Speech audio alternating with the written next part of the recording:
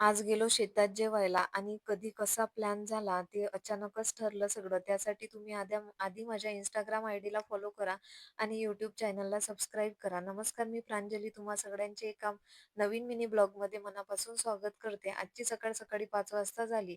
माझा नित्यनियम जो असतो मी तो पार पाडला. त्याच्यानंतर सकाळची पूजा वगैरे आटपून घ्यायचं होतं आणि आज असं संडेला गावाला जायचं बा असा काही प्लॅन नव्हता. कारण यांचं वेळेवरच झालं. यांना गावातल्या शेतात आज तूर सोंगायसाठी मजूर होता आणि त्या मजुरांना शेत दाखवायसाठी यांना जायचंच होतं. म्हणून हे म्हणत, की "तुला चलायचं असेल तर चल."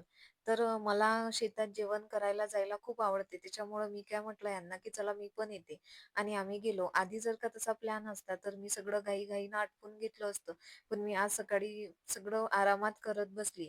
त्याच्यानंतर मी एक ज्ञानेश्वरीचा अध्याय सुद्धा आज घेतला.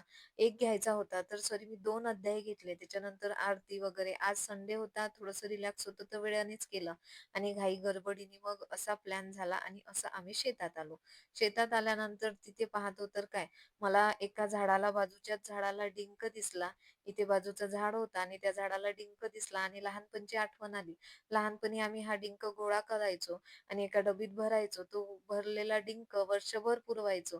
पुस्तकं फाटली की त्या डिंकाने ती पुस्तकं जोडायचो. आता मुलांना डिंक दिसतच नाही. शाहू म्हणे, "हे काय आहे?"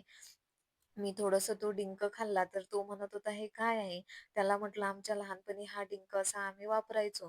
तर त्याला आश्चर्यच वाटत होतं. त्याच्यानंतर आम्ही जेवण केलं. शेतात जेवण शांततेनं छान छान वाटतं. म्हणजे शेतातलं जेवण वेगळंच असतं. मला शेतात जेवण करायला खूप आवडतं. त्याच्यानंतर घरी आलो. घरी माझा दादा आला होता.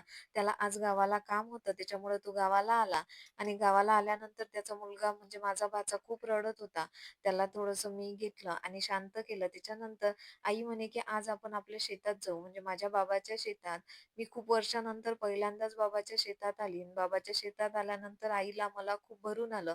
कारण काय झालं, की आम्ही ज्यावेळी लहानपणी शेतात यायचो ना, त्यावेळी माझे बाबा मला "इथे बस, इथे बसू नको." खांद्यावर घेऊन लहानपणी पाय दुखले, की खांद्यावर घेऊन घरी यायचे. ह्या सगळ्या गोष्टीची आठवण झाली आणि मला मन भरून आलं. त्याच्यानंतर सगळं आटपून निघालो आम्ही दर्यापूरला. दर्यापूरला आल्यानंतर पाणीपुरी खाल्ली आणि माझा असा दिवस संपला. तो तुम्हाला कसा वाटला नक्की सांगा. भेटू नवीन व्हिडिओ